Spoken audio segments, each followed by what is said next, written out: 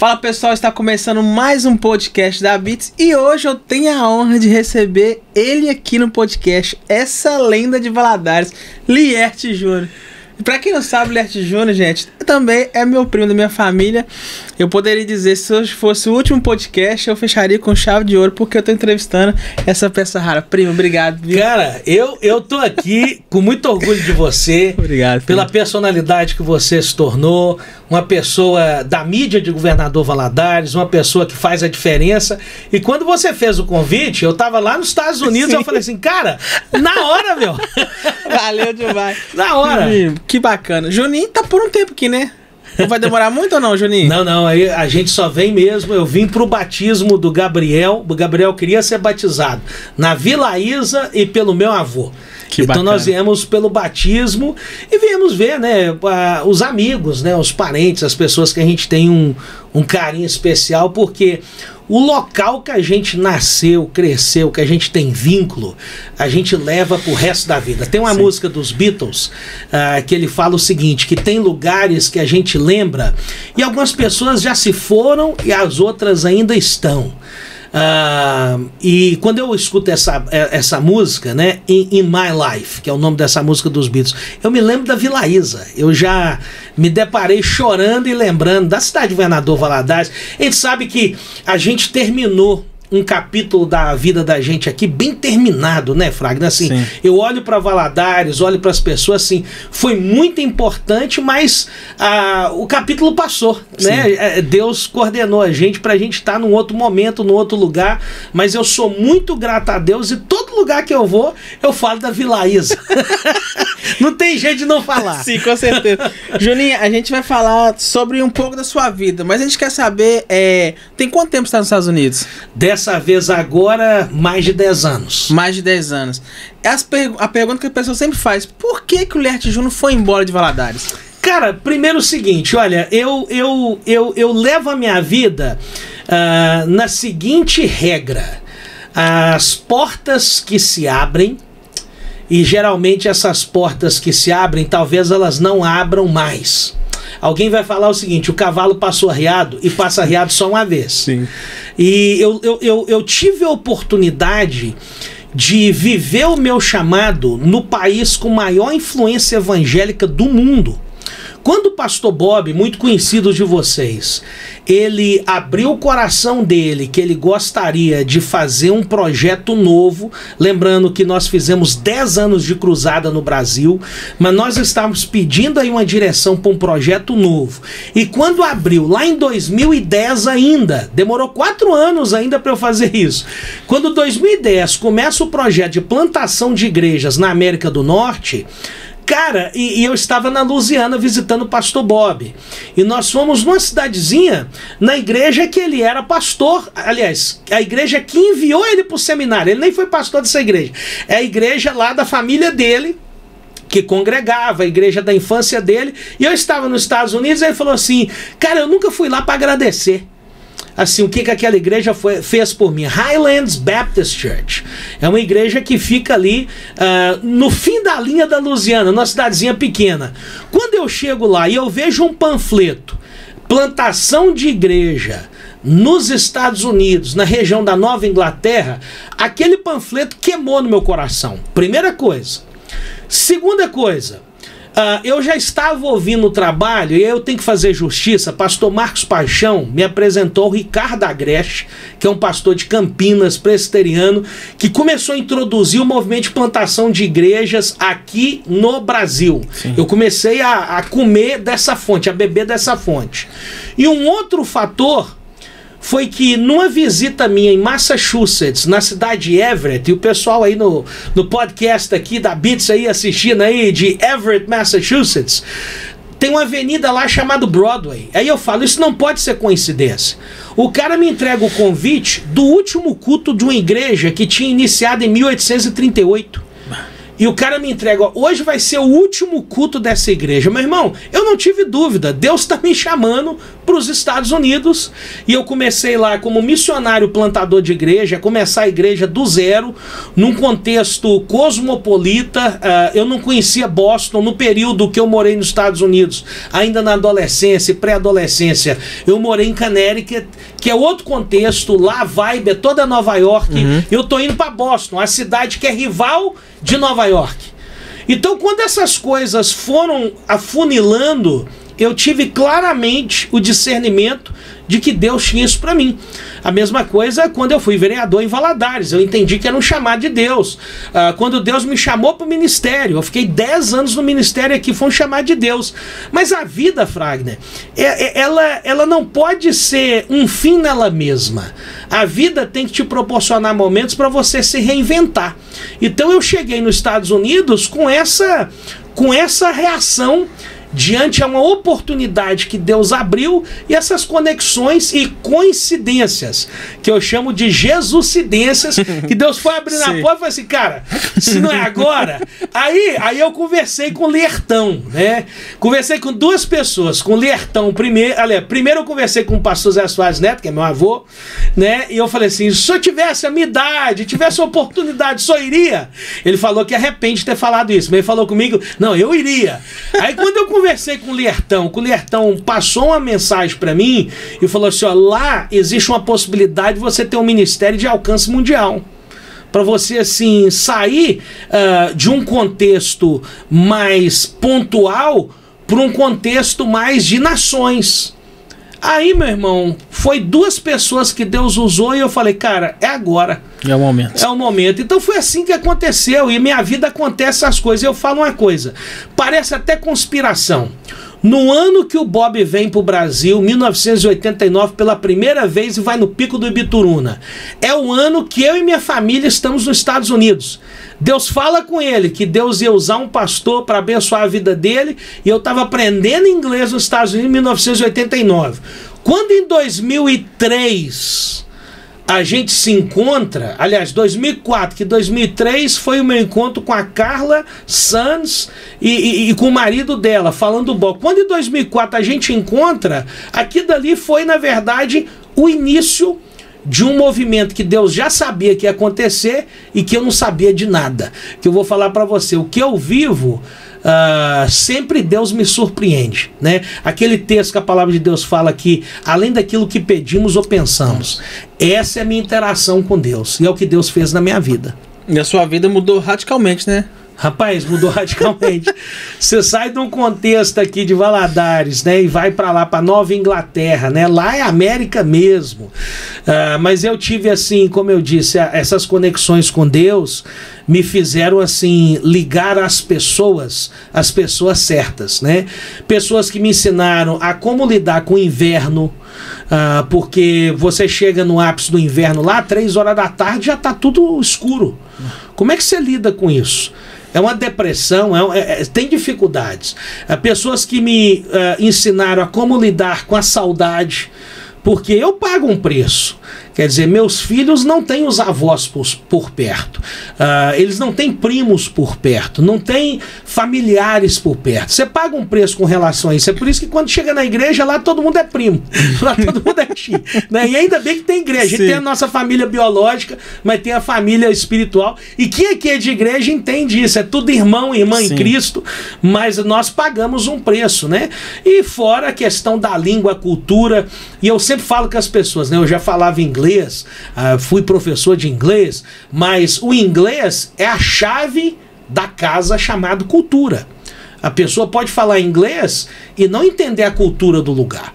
E para você entender a cultura do lugar, você tem que abrir seu coração, ser humilde, para entender o seguinte, cara, aqui eu tô começando do zero, né? E começar do zero, o bom de você mudar para um outro país, Fragner, é aquele botão, o reset, né? Que é resetar, reiniciar. Cara, o processo de migração, ele leva você a reiniciar a sua vida. E quando você reinicia a sua vida e ainda tem Deus como parceiro e como o centro de tudo, rapaz, Deus abre demais a oportunidade pra gente, é o que eu tenho vivido. Sim. Né? Ô, primo, vamos falar um pouquinho agora sobre quando você estava aqui, quando você era vereador. Um dos vereadores que muita gente tem saudade, fala do Eita Glória Misturada. Eita Glória Misturada com Vitória Valadares, é do Senhor Jesus. Você sabia que um monte de gente achava que eu era o bobo da corte. Todo mundo vai ser, esse cara é doido. E assim, é interessante que as pessoas falam, não, esse cara é adesguiano, né? Eu fiz a ADESG, né? Que é a Escola Superior de Guerra, a mais alta escola de política do Brasil. Eu sou formado lá. Eu já tinha sido formado em Direito, eu já era professor, já falava inglês. Mas, cara, olha, esse bordão era para que o povo entendesse. E uma maneira, né? Mesmo que eu estava vereador, mas, cara, eu sempre fui pastor. Eu tinha que arrumar um canal para que ao mesmo tempo também eu pudesse abençoar a cidade. E colou, né? O cara que falou assim para mim assim, poxa, é isso mesmo. Era o Carlinho da Azulzinha. Tinha que ser. Quando eu gritei, eita Glória Misturada, eu falei, que é isso? Aí grava de novo. E aí ele pegou. Foi assim, o padrinho do Eita Glória, e a coisa pegou. E você tem ali como vereador, meu partido era pequeno, eu não sei se era 9 segundos, 10 segundos. Cara, como é que você deixa a sua mensagem? Eu falei assim, ó, tem que ser um chiclete. Aí eu falei, não, eu tenho um grito. Que grito? Eita Glória Misturada com Vitória Valadares, é do Senhor Jesus. Aí pronto, aí pegou, cara. Aí pegou, todo mundo falando. Juninho, quando você era vereador, as pessoas falaram que você não tinha medo de nada. O que foi, tinha que falar, você falava.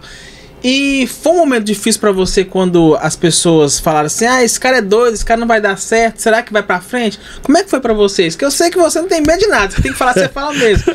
Mas nós estamos falando isso porque teve um momento do Mar de Lama, que todo mundo quando fala Mar de Lama lembra de quê? De Lierta Júnior do Eita Glória. Pra você foi um momento muito difícil quando foi o Mar de Lama ou não? Olha, pra mim o Mar de Lama foi uma remissão, porque eu fui muito criticado. As pessoas não conhecem os bastidores da Prefeitura de Valadares, que é uma prefeitura muito complexa. Infelizmente nós não tivemos bons gestores e também não tivemos bons políticos, e aí eu vou falar com propriedade. Minha esposa foi a última leva de baianos que vinham para estudar em Valadares, porque Vitória da Conquista na Bahia não tinha universidade para os baianos estudarem. Hoje é melhor o valadarense sair daqui para estudar lá. E eu tô o quê? 22 anos de formado, 23 anos de formado, a minha esposa acho que 24 anos de formada. Assim, dói o coração da gente ver as outras cidades que estavam atrás de nós, num contexto bem mais pobre, e hoje estão bem mais na frente. Existe em Valadares, e aí eu falo para você, as pessoas na verdade incomodavam com a liderança nova. Eu nunca quis ser político, eu quis fazer a diferença na minha comunidade. E eu me lembro bem claro nisso daí, quando eu me candidatei, por isso que eu nunca fui de grupo político nenhum. Sim. Porque quando eu descobri que vereador é despachante de luxo, eu falei, cara, eu não sou prostituta de ninguém. Eu quero seguir meu caminho. E Deus me abençoou de eu ter tido esse numa eleição. E eu falei o seguinte, olha, eu quero ter um mandato que primeiro o japonês da Federal não vai bater na minha porta. E quero ter um mandato que anos depois, quando eu voltar para Valadares, ou quando eu estiver em Valadares, eu poder olhar para trás e meu neto ir na Câmara, ou meu filho ir para a Câmara e falar assim, cara, meu pai deu a contribuição dele. Eu tenho um relacionamento com Deus muito comunicativo no sentido do seguinte, igual eu falei para você, eu levo a minha vida de portas que abrem, portas que fecham, e eu sou muito sensível a isso. Tem gente que fala assim, não, então cada estação você está diferente? Não, eu gosto de obedecer a Deus. E eu tinha falado com Deus, olha, se o Senhor me quer nisso, o Senhor vai fazer as coisas fluírem para isso acontecer. Agora, o meu chamado pastoral, cara, eu vou falar pra você, isso me perturbava quando eu era vereador, e você lembra, eu nunca usei o título de pastor como vereador, eu era o Lierta Júnior. Sim. O que me incomodava no meu mandato de vereador era não ser pastor. E isso me incomodava por quê? Porque a vocação é impossível de você tirar, a vocação você não está, você é. E eu estive vereador. Um amigo meu, certa feita, falou assim, sabe que agora não tem jeito de você sair da política. Eu falei assim, lógico que tem, não, agora não tem jeito. Eu falei assim, eu vou provar que tem. E foi na época que eu, né, tinha tido uma aceitação boa no público. Eu não tenho dúvida, e falo isso primeiro, pela nossa história, pelo laço de amizade e relacionamentos que nós temos. Se eu fosse candidato a vereador mais 200 vezes, eu seria eleito. Eu não tenho dúvida disso. Eu não tenho dúvida disso. Mas eu acho que o vereador, ele tem que crescer na política. Em que sentido? O cara não pode fazer vida na vereança. É uma injustiça. Porque eu tinha ideias novas para aquele tempo ali. Eu tinha ideias diferentes para aquele tempo ali. E a fila tem que andar, tem que dar oportunidade para nova geração, tem que dar oportunidade para uma ideia nova. Quando você vê uma Câmara envelhecida e vereadores profissionais, isso me incomoda. E essa é a razão que Valadares não avança. Essa é a razão que a gente vê o Vale do Rio Doce. Imagina só, mais de 1 milhão de pessoas saíram do Vale do Rio Doce nos últimos 25 anos. É muita gente que se perdeu. Sim. Da última eleição para essa, nós temos mais de 15 mil eleitores. Nós não temos mais segundo turno. Para onde foram essas 15 mil pessoas? Pessoas que, infelizmente, a cidade não deu liga. E a minha, quando fala de vereador, cara, eu olho para trás, cara, ó, cumpri meu mandato, sou grato a Deus, cara. Cara, eu tive voto de pessoas que me elegeram vereador e que, assim, eu servi o meu município. Sim. Né? Eu prestei o meu serviço. E não fui despachante de luxo de ninguém. Eu me tornei vereador independente no 4º mês de mandato. É verdade. É verdade. Já tinha rompido e montei o Bloco Independente. Não tinha isso. E o Bloco Independente, eu dialogava com todos. Agora, eu tinha um critério de quê? Se vereador é para fiscalizar, nós vamos fiscalizar. Agora, quando eu falo assim que as pessoas me criticaram, as pessoas sem conhecimento, é porque muitas das vezes as pessoas são levadas a narrativas, a situações assim que deixa as pessoas assim, as pessoas não entendem o que acontece ali. E olha, a governabilidade, vamos colocar o seguinte, a governabilidade de um município, o prefeito tem boa relação com a Câmara Municipal. Com certeza, tem que ter uma boa relação. Agora, com base em que nessa boa relação? Né? Eu vivi momentos ali na Câmara que eu falo, cara, é isso aqui? Fiquei muito decepcionado. Eu tinha uma outra ideia. E quando você chega lá e você vê a mesmice, quando você chega lá e você vê os compadres e você vê as negociatas, deu no que deu, mar de lama.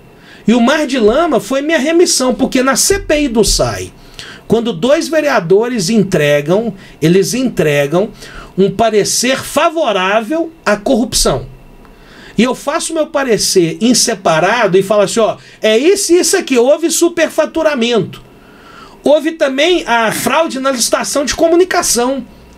E todas as minhas denúncias, elas foram acatadas pelo Ministério Público Estadual e Federal.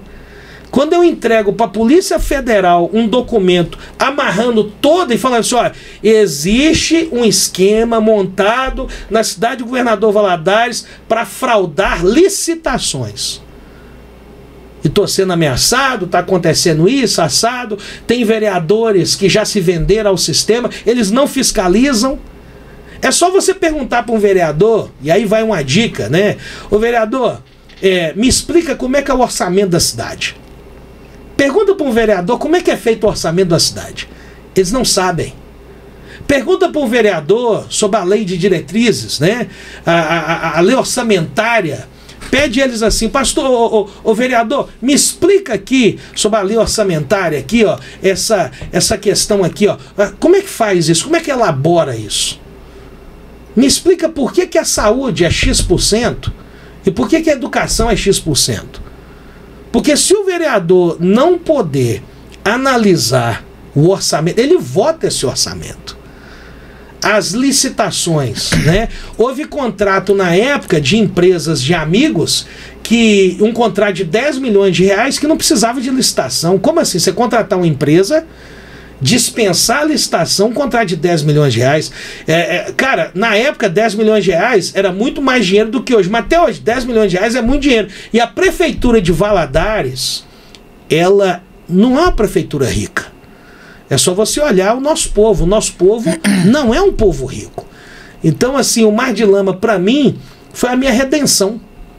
Porque a Polícia Federal, num outro momento, né, fazer jus aqui, a CPI do SAI foi a ponta do iceberg para aquele esquema denunciado na CPI do SAI, ele todo vai de encontro à realidade do Mar de Lama. Aí, meu irmão, aí a SUAP, né, deitou e rolou, né? Um monte de gente teve o novo corte de cabelo, né? Teve gente que teve raspar a cabeça e o Laranjinha rolou solto, né?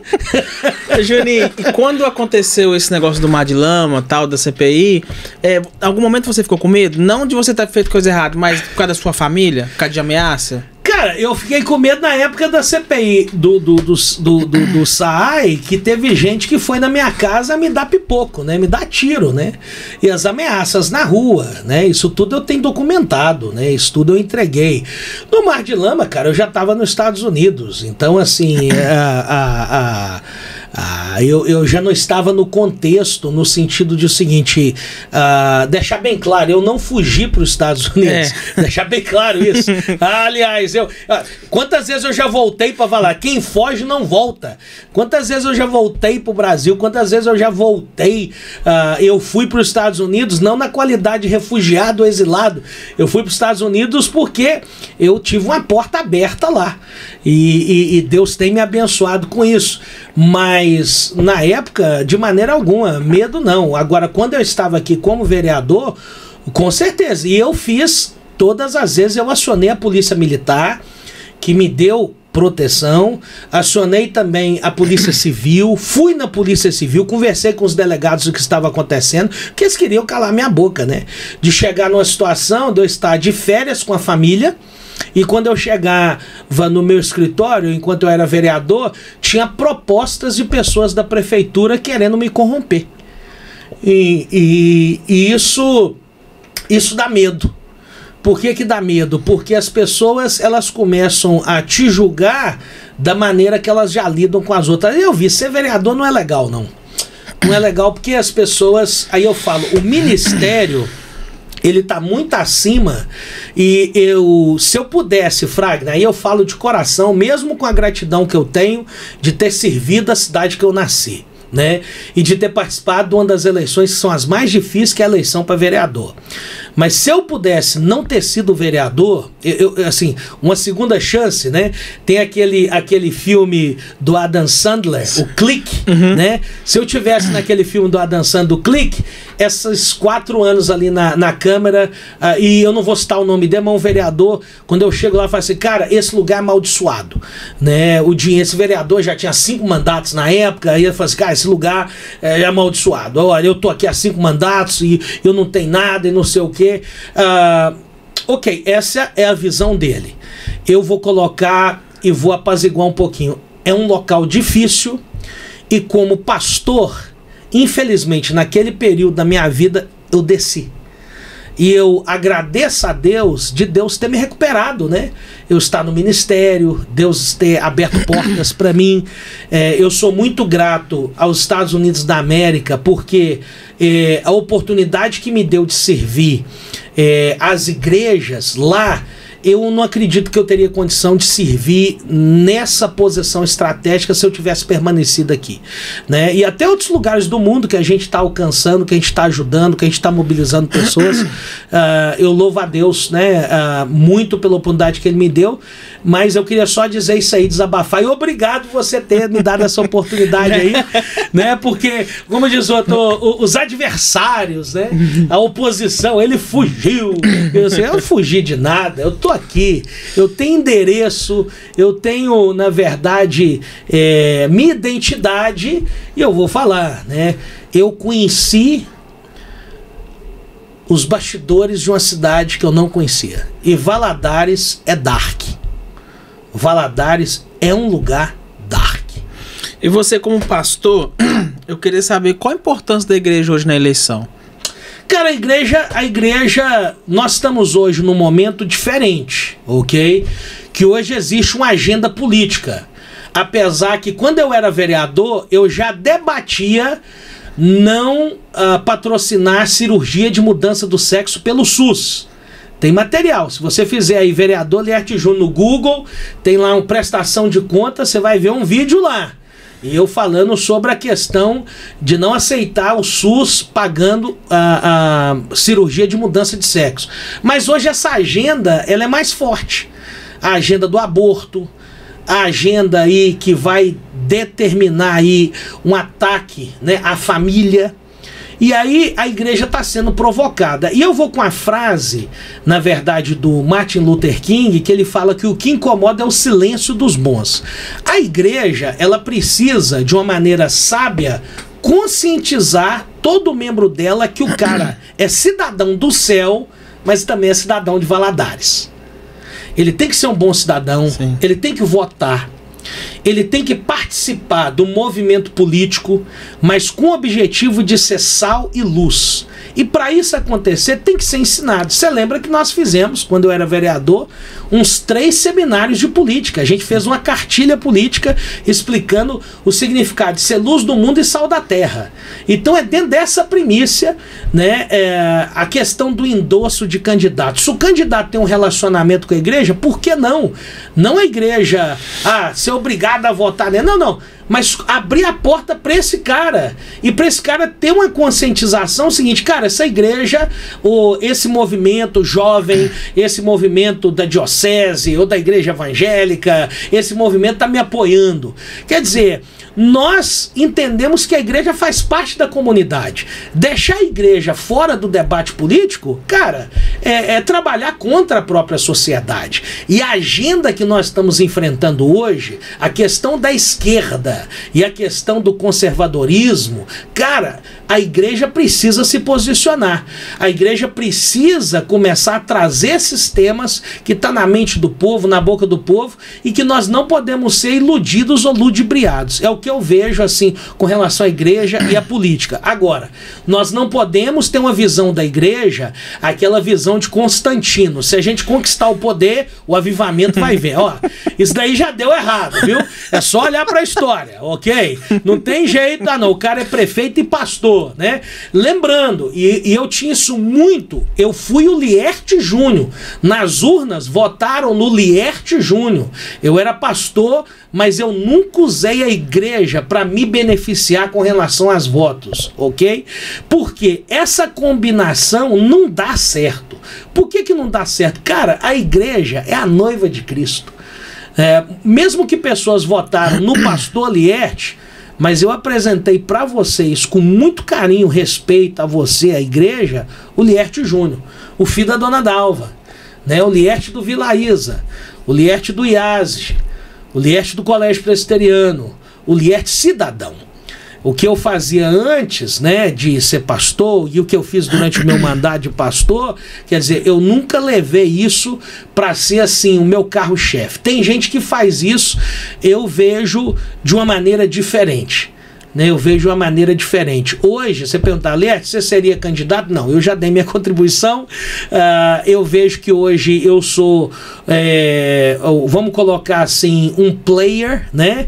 Uma pessoa que pode colaborar com a política, mas no mentoreamento de jovens, dando uma direção para a igreja, trazendo esclarecimento do texto bíblico, do que é ser sal, né? O que é ser luz do mundo, o que é sal da terra. E outra coisa, aqueles irmãos que têm vocação para o serviço público, eu não sei se você sabe disso, Fragner, a palavra candidatos significa roupa branca, roupa alva. A palavra candidatos. Então o cara tem que ser um cara bom. Não pode ter um histórico ruim. E esses candidatos que tem aí, além deles terem aí a necessidade de serem íntegros, né, serem pessoas com as vestes alvas, porque o vocábulo candidatos no grego é alvo, né? Aí vai até aquela velha máxima evangélica, né, mais alvo do que a neve, né? Só entende isso quem conhece neve. A minha casa é branca. Quando neva, a minha casa branca fica cinza. que a neve é tão branca que chega a cinzentar a cor branca da minha casa. Olha que coisa interessante. Sim. Então esse candidato, além de ter integridade, ele precisa ser capacitado. E a capacidade não só de ter uma formação boa, como também ele tem uma formação espiritual. Porque eu não consigo desligar o elemento espiritual do elemento ser humano, a capacidade do ser humano. Um dos grandes erros que eu vejo da democracia brasileira é que o cara só precisa ter idade para ser candidato. Infelizmente, a nossa Constituição, ela não protege o eleitor falando assim, não, o cara tem que ter tal nível de escolaridade. Nos Estados Unidos é interessante, você não fala de nível de escolaridade, mas os atletas, aqueles que a gente vê na NBA, todos eles chegaram naquele time através de universidades. Na América, todo mundo pelo menos termina o 2º grau. Então você tem um povo que tem uma formação cultural, herança dos europeus, que quando você chega aqui, se o cara for engraçadinho, ele é eleito. É verdade. E aí eu pergunto, e aí, o orçamento? Esse cara entende orçamento? Esse cara entende o que é ser legislador? Como é que esse cara vai pro debate com relação a um grande tema da cidade? Quer dizer, há quantos anos, Fragner e as pessoas que assistem nosso podcast, há quantos anos a gente não vê um debate político? Aí eu volto para a igreja. A igreja, ela precisa se posicionar, não para trazer o debate político, mas trazer o debate da cidade. E formar a nova geração, porque eu entendo o seguinte, tá vindo uma turma aí, que essa turma é melhor do que a minha turma. E essa turma, eu tô confiando, essa turma, ela tem mais capacidade, essa turma tem habilidade na internet, essa turma já nasceu na era da internet. Eu creio muito que essa turma vai dar o que falar. E sobre essa questão sua, essa última fala, sobre essa nova turma que tá vindo aí, a gente tem que se preparar porque tá chegando uma nova juventude, uma juventude que você teve uma fala quando você estava dando aquele treinamento pra gente lá, sobre liderança também, a questão de o seu filho hoje, ele automaticamente ele não vai estar com a Bíblia física, ele vai estar com a Bíblia virtual, que é o celular. Então muitas igrejas hoje não aceitam isso, não. Se você não tiver com a Bíblia na mão, você não é de Jesus, você está com o celular. Então as pessoas hoje também têm que abrir a mente da igreja em questão disso, né? Olha, imagina só, eu com a Bíblia na mão, eu tô com uma versão da Bíblia só. Eu com meu celular na mão, eu tenho 38 versões da Bíblia. Aí você pega assim, se você quiser ver na revista atualizada, tem uma linguagem. Aí eu quero ver a Bíblia parafraseada de Eugene Peterson, a mensagem. Você tá tudo ali. A gente tem que entender que a tecnologia veio para melhorar a vida das pessoas. E a igreja precisa dialogar o elemento tecnológico na vida do cidadão hoje. Essa é uma campanha que vai ter menos papel porque a tecnologia está dentro. Este é um mundo que agora você faz compra tudo por aplicativo. Você chega num lugar, dependendo do lugar que você vai para comer, você vai ordenar através de um código QR Code. Esse é o mundo. Aí que você chega na igreja e a pessoa tá ali para manusear a Bíblia, olha, a gente tem que ter muita sabedoria porque o mundo dos livros, ele está, na verdade, limitado. Mas o mundo da tecnologia, ele tem não só os livros, mas tem a biblioteca inteira. Sim. Eu preciso ampliar a visão e entender que a adaptação cultural não é você negociar a verdade. A adaptação cultural, cara, é você estar dentro de um contexto que você vive hoje. Vou te dar um exemplo. Por exemplo, eu vivo hoje e tem uma igreja num lugar aonde é o melhor sistema educacional dos Estados Unidos. O menino chega na escola, tem tela de toque. O menino chega na escola, tem tecnologia na sala de aula. Se ele chega na igreja e não tiver tecnologia, o que ele vai achar?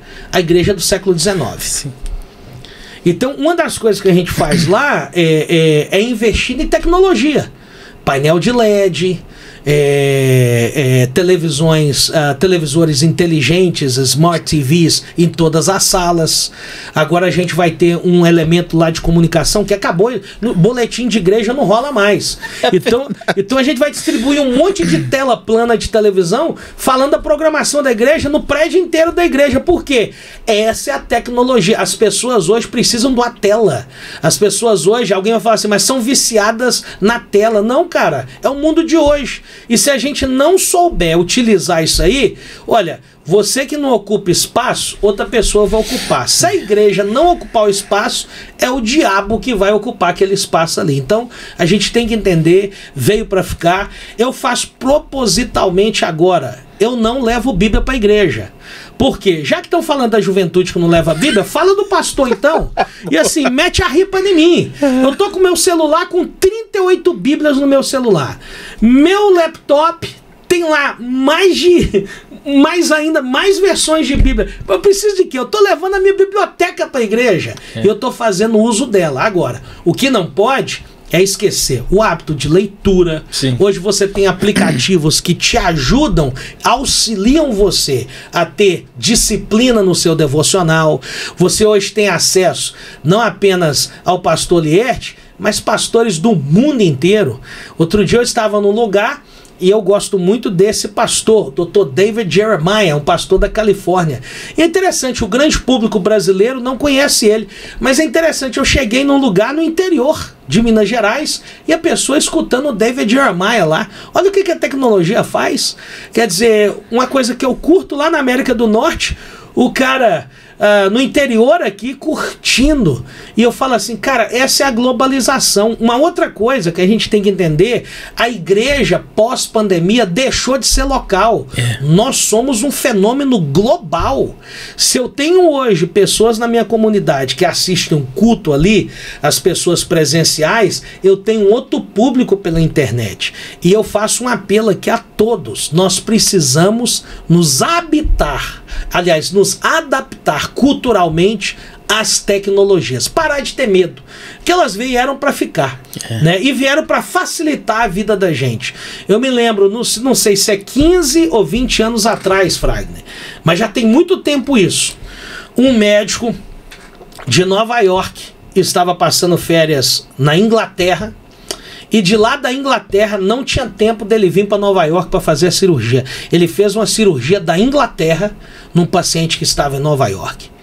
Aí eu falo, cara, a tecnologia salvou a vida desse homem. É mesmo.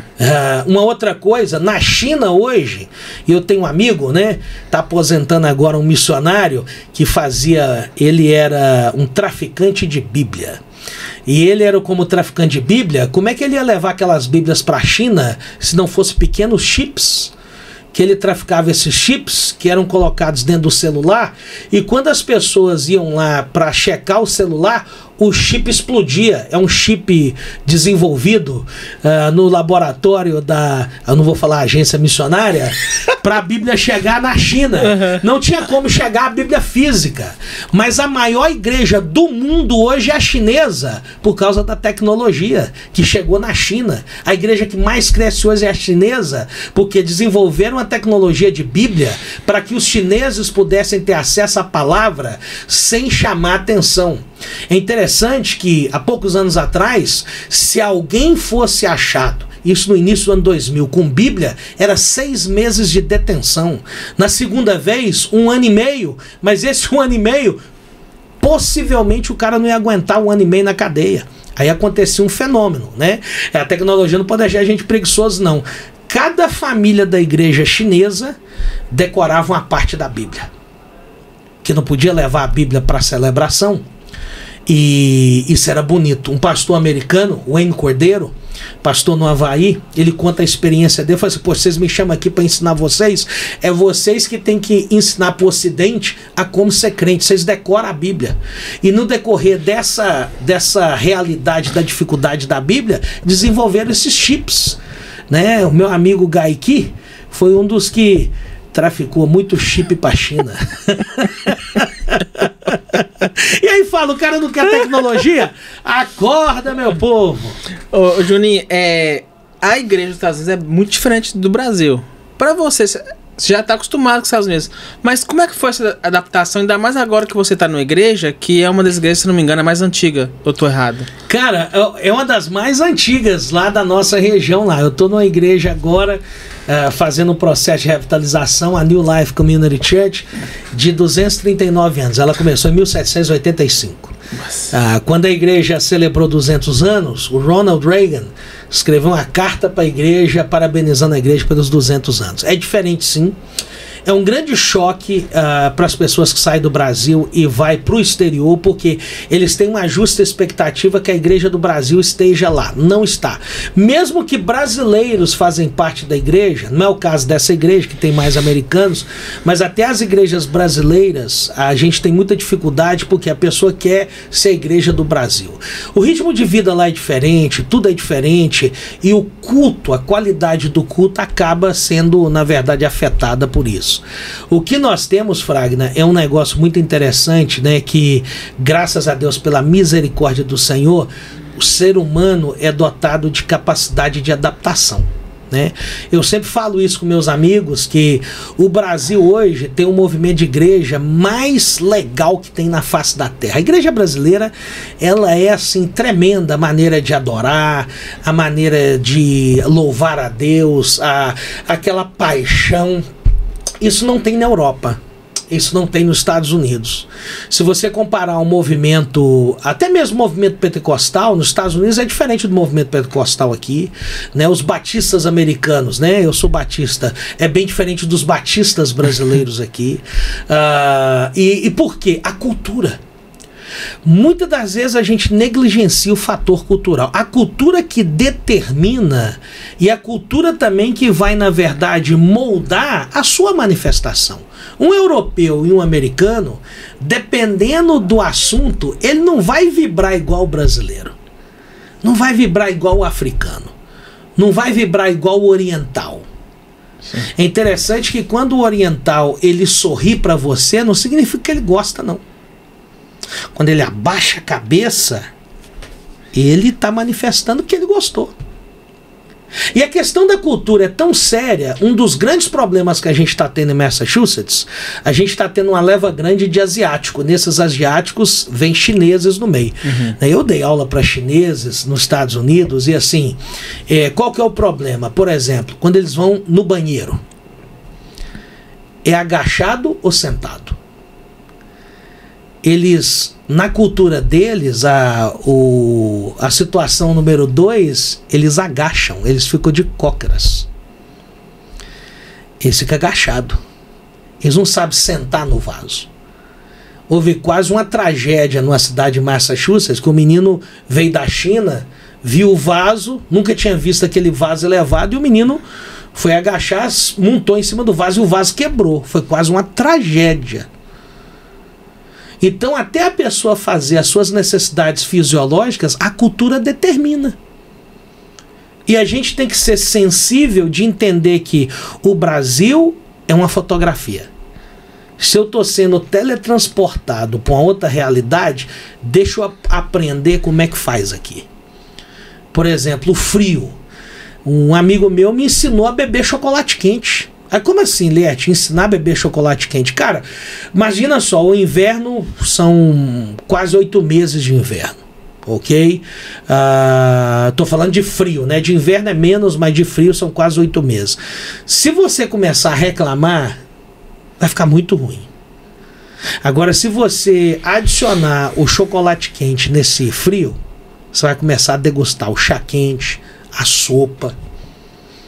Aí você começa a navegar naquele universo e ver, cara, tomar a sopa de clam chowder, que é a sopa mais famosa da Nova Inglaterra, no inverno, cara, é super legal. Eu não bebo vinho, eu não bebo bebida alcoólica, mas eu gosto de chá quente, eu gosto de chocolate quente, eu gosto de sopa. Então, assim, quando você começa... E eu aprendi isso tudo lá, né? Aqui a gente gosta de quê? É de churrasco, né? De farinha, de farofa, de torresmo, né? Assim, é outra cultura. Então, você vai navegando, você vai se adaptando e você vai aprendendo.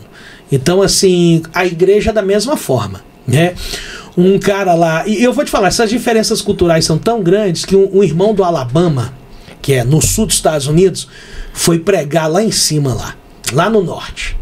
E os irmãos do norte, mesma denominação, mesma igreja batista, só que lá no Alabama, cara, os caras pregam pulando, suando, gritando. O cara foi pregar no norte, e aí, rapaz, no final da mensagem, o diácono da igreja perguntou assim: você tá com raiva de quem? Você tá com raiva de quem? Porque o cara pregou no norte, mas com atitude sulista. E aí eu falo assim, cara, que Deus maravilhoso é esse que fez assim tantas culturas e tantas oportunidades que a gente tem para aprender coisa nova, né? E assim, o meu contexto lá, Fragner, tem uma cidade que eu sou pastor que fala 75 línguas na superintendência de ensino. As escolas municipais daquela cidade, elas falam 75 línguas. Então você vê que o mundo, ele está ali. As nações estão ali. E para a gente comunicar o evangelho, o desafio nosso é o seguinte, cara, como é que eu posso fazer o comunicado entendido? E eu acho que assim, na vida, na igreja, hoje está precisando disso. Como que eu posso comunicar o evangelho para essa geração que está aí? Sim. Não dá para ser da maneira que me comunicaram. Não dá para ser da maneira que comunicaram pro meu pai. Não dá para ser da mesma maneira que comunicaram pro meu avô. Essa geração agora eu preciso aprender a comunicar o evangelho para eles. E outra coisa, antes de eu comunicar, viver o evangelho para eles.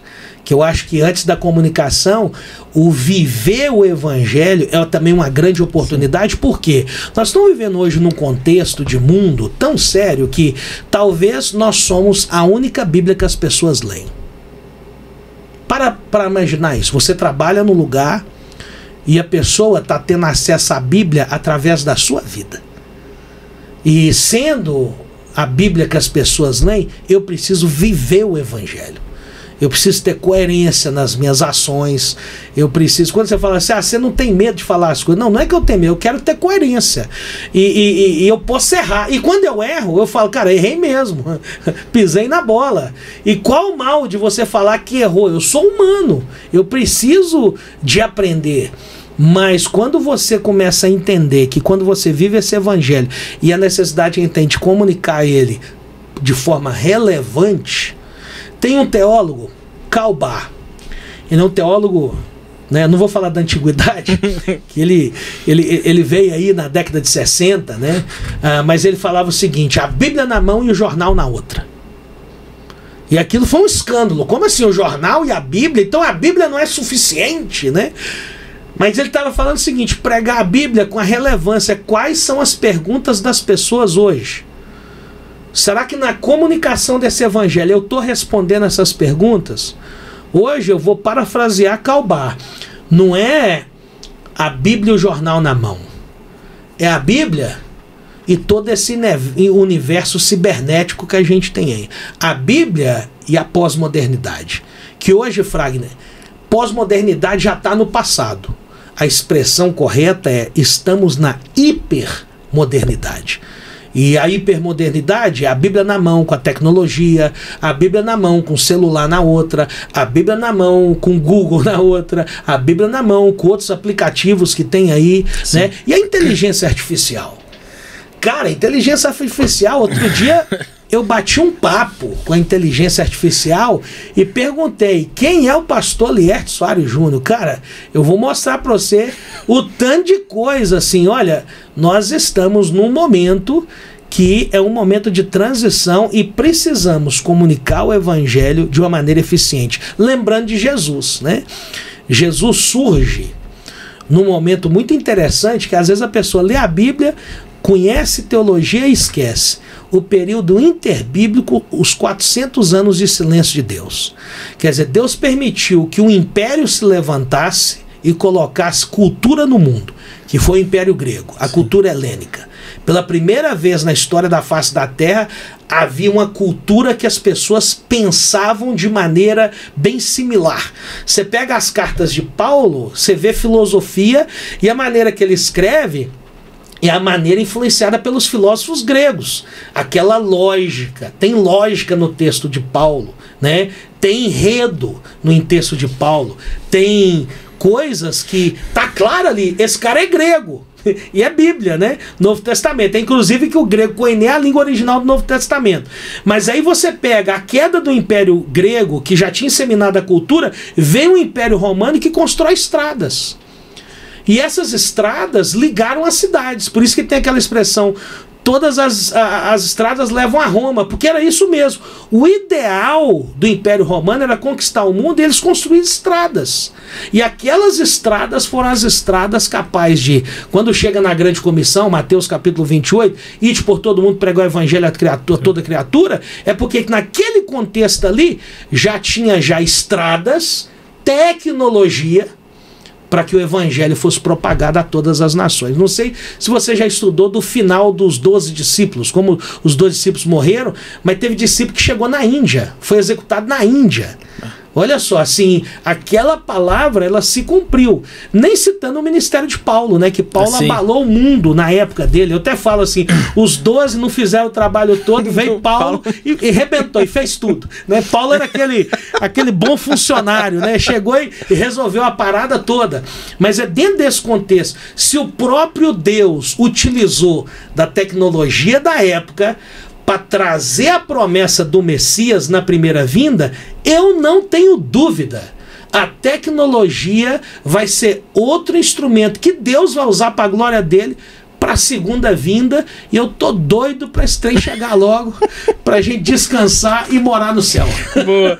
Juninho, uma das coisas que o pessoal sempre pergunta, Lierte Júnior tem saudade das cruzadas?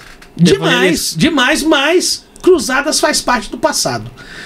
Hoje, para você fazer um ajuntamento igual nós fazíamos antes, primeiro, a cidade não permite mais, não só Valadares, mas várias cidades não permitem mais. A gente vai indispor com muito comerciante e não está na época disso. Eu vejo o seguinte, é tecnologia. O próprio Billy Graham não está fazendo...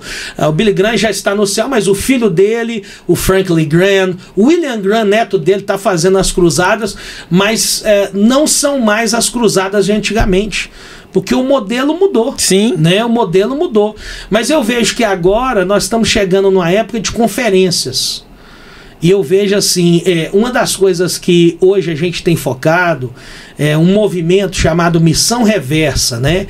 Que é os países que um dia eram campos missionários, eles agora estão enviando missionários para os países que enviaram. Essa missão reversa, né? Eu fui enviado daqui para a América do Norte, que foi o país que trouxe o evangelho para nós. A missão reversa é agora esses países do sul global, seja a Coreia do Sul, a África, as Américas, a América Central, a América do Sul, toda a América Latina, eu vejo que agora é fortalecer a igreja local.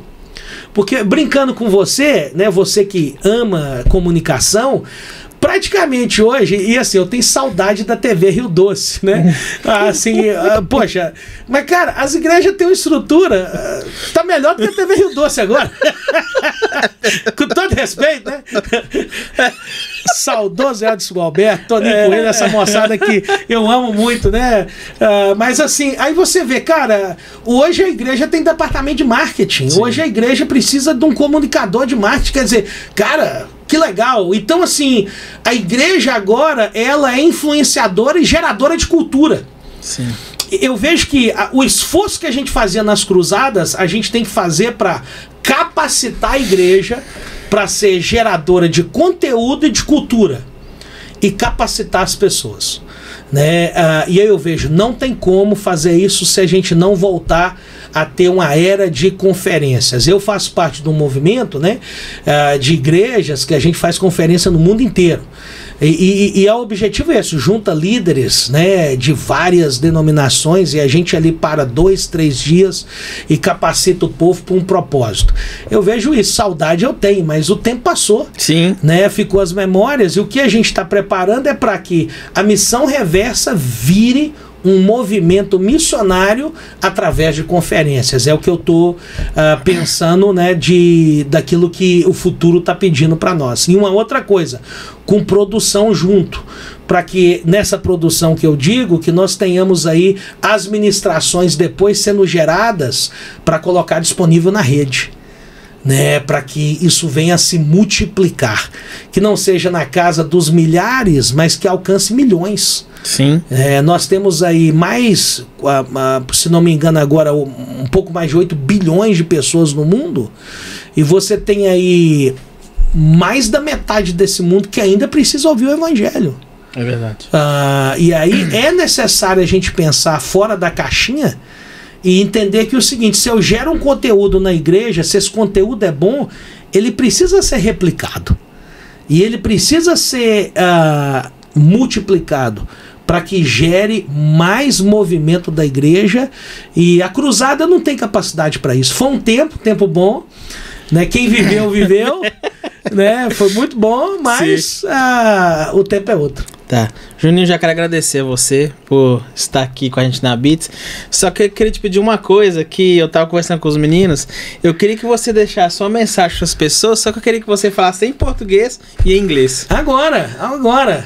Never give up your dream, because God has the best thing for you and your family.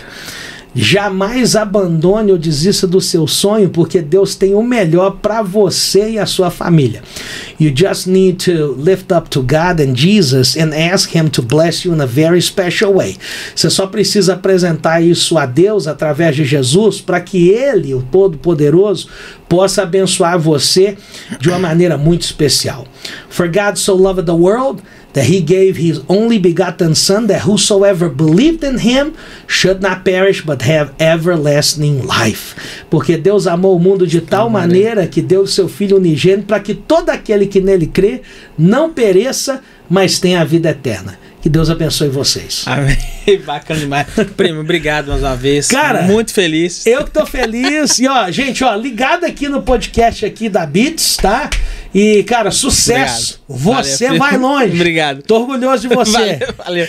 Tchau, gente. Vamos ficando por aqui. Tchau, um abraço. Um abraço, galera.